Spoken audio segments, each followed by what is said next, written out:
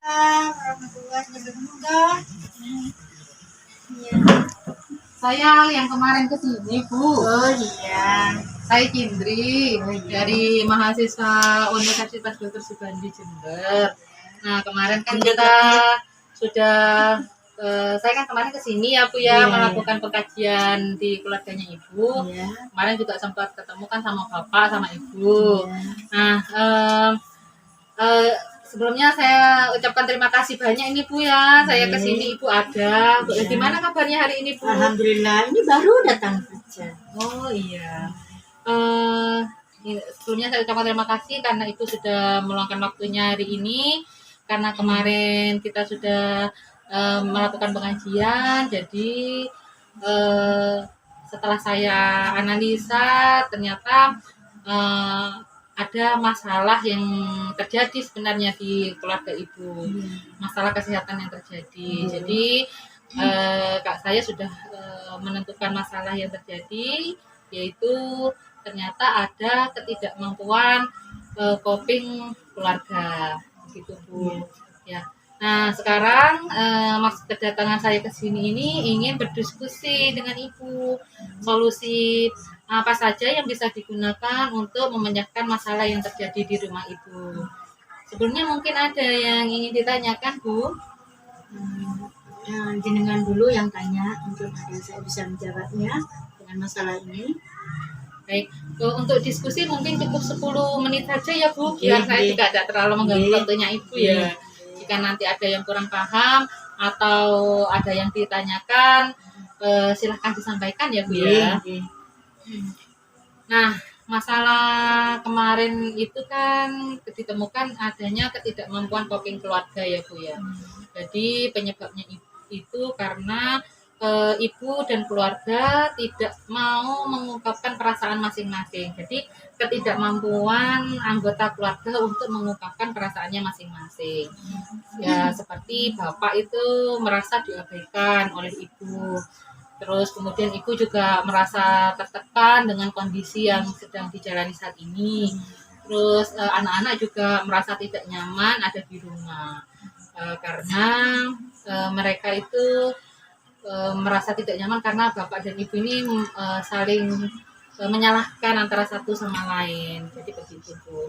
Nah, saya memiliki beberapa solusi yang sudah saya susun Bu, yang bisa kita diskusikan bersama-sama agar status coping keluarga ibu itu membaik.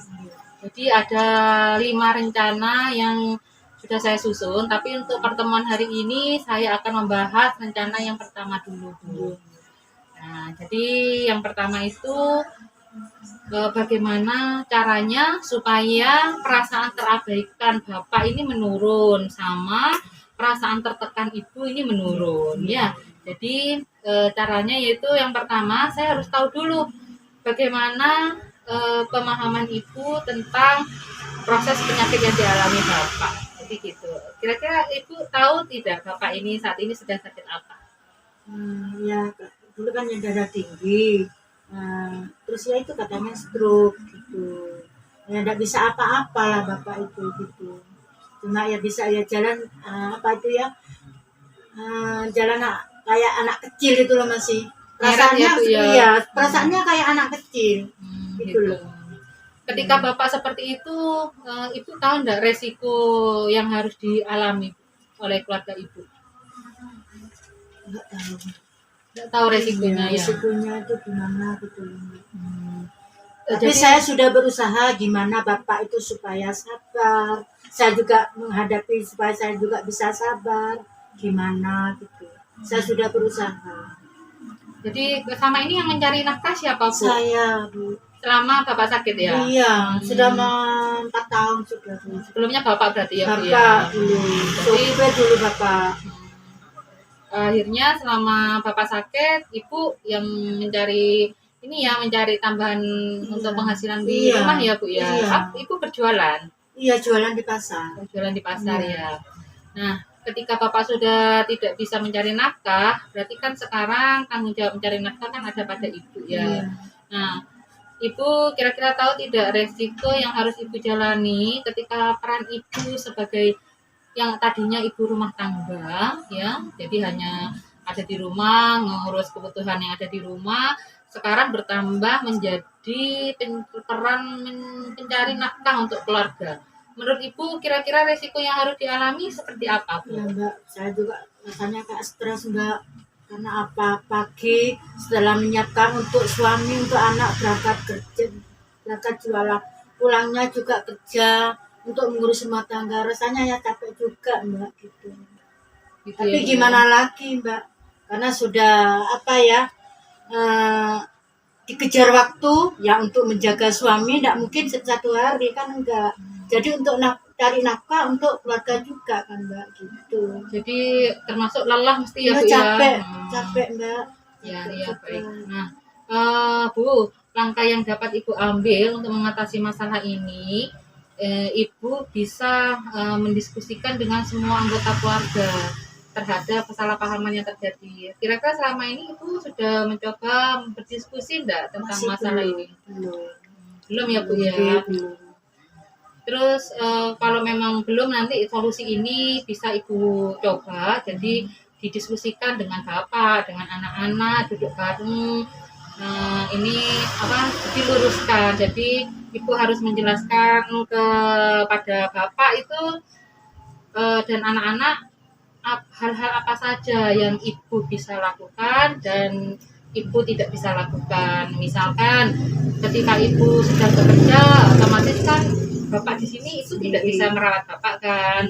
Sedangkan Bapak juga begitu, ketika membutuhkan Nggak ada. bantuan, misalkan mau makan atau mau minum kan. Nah, Ibu juga bisa mendiskusikan dengan semua anggota keluarga terhadap perubahan peran yang Ibu jalani saat ini. Jadi kesulitan apa saja yang Ibu alami, hal-hal apa yang bisa Ibu lakukan dan tidak bisa Ibu lakukan. Nah, itu harus Ibu diskusikan. Ketika kita menyampaikan kesulitan yang kita alami dengan anggota keluarga, sedikit beban paling tidak bisa kita rasakan sedikit berkurang tuh. Jadi begitu ya.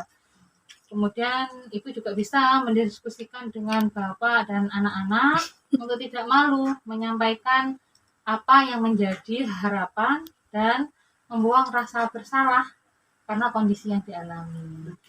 Jadi gitu ya. Terus misal ada informasi, jika ada informasi lain seputar kesehatan terkait individu atau keluarga yang mungkin Ibu kurang paham atau kurang jelas, bisa Ibu berkonsultasi dengan saya atau Ibu datang ke fasilitas pelayanan kesehatan terdekat seperti puskesmas. Karena di puskesmas itu kan sudah ada petugasnya. Kalau misalkan Ibu ingin konsultasi tentang keluarga, gitu-gitu ya. Intinya Bu, Ibu harus mengungkapkan perasaan dan persepsi Ibu kepada anggota keluarga yang lain. Begitu juga sebaliknya, anggota keluarga yang lain seperti Bapak dan anak-anak diharapkan juga bisa mengungkapkan perasaannya. Nah, jadi kedua belah pihak sama-sama merasa puas dan Ibu tidak merasa tertekan lagi. Nah, harus ada satu komitmen Bu bersama untuk membangun keluarga yang sehat, baik itu secara fisik maupun secara psikis. Jadi sehat jasmani dan rohani Bu. Nah, dan yang paling penting ketika Ibu merasa tertekan, ini ada solusi yang bisa saya berikan, yaitu namanya merelaksasikan diri Bu. Apa sih merelaksasikan diri ini? Bagaimana caranya? Hal yang ringan saja, kalau rekreasi mungkin terlalu memaksakan ya Bu ya. Jadi bisa seperti pada saat Ibu sedang tegang pikirannya, Ibu bisa menarik nafas dalam. Jadi bisa dimulai dari pejamkan mata dulu, hirup nafas melalui mulut, hidung ya Bu ya, kemudian keluarkan melalui mulut. Nah, lakukan seperti itu berulang-ulang sampai Ibu merasa rileks.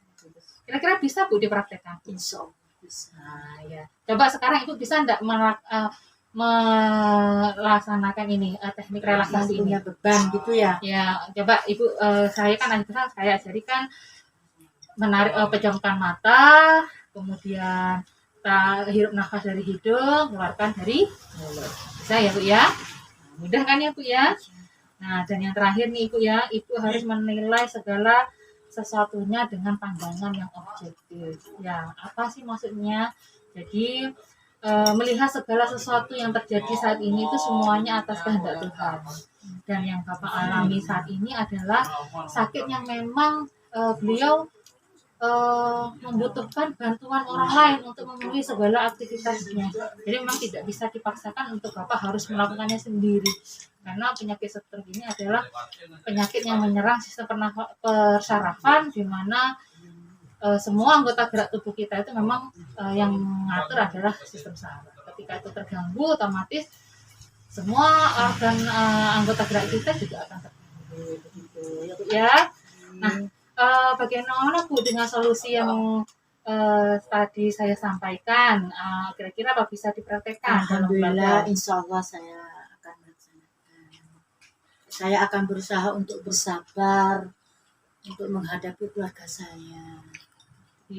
Nah, apakah solusinya tadi bisa diterima ya Bu ya? Insya Allah.